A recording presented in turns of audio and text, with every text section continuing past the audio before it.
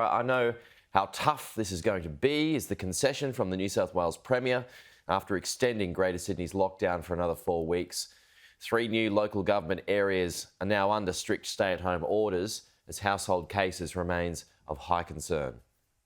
For more than 5 million Greater Sydney residents, their freedom will have to wait at least another 4 weeks. All those areas currently in lockdown will continue to be in lockdown for a further 4 weeks to the 28th of August. The city once again shut down, more pain for businesses and more uncertainty. What began in Bondi with a single case from an unvaccinated limousine driver has reached a record high of 177 infections. None of us want to be in this situation, and I know how tough it's going to be. Sydney-siders will not be allowed to shop more than 10 kilometres from their home under several updated restrictions. Workers who live in Parramatta, Georges River and Campbelltown will no longer be permitted to leave home unless classified as essential. It brings those LGAs in line with the strict conditions in Canterbury, Bankstown, Liverpool, Cumberland and Fairfield. The more we can see the vaccination levels rise,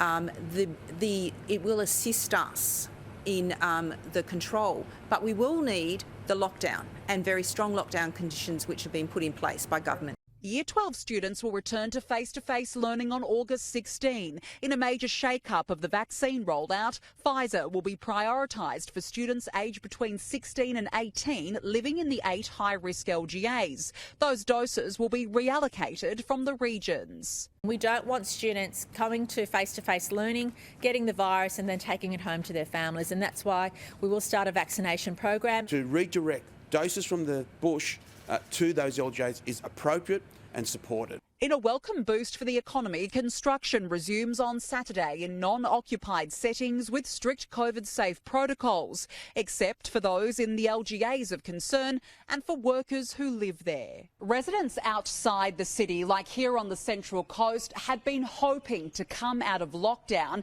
given there's been only a handful of cases and none in some areas. But the Premier says the situation remains too uncertain. It's not a good thing, but I guess it's a necessary thing. I think if we would do it, then maybe other people will take note. I think Australians are mature enough and capable enough to make their own decisions as to their own safety. Just because we happen to be close to Sydney, we've had no more cases than, say, Port Macquarie, and they're not locked down, and yet we are.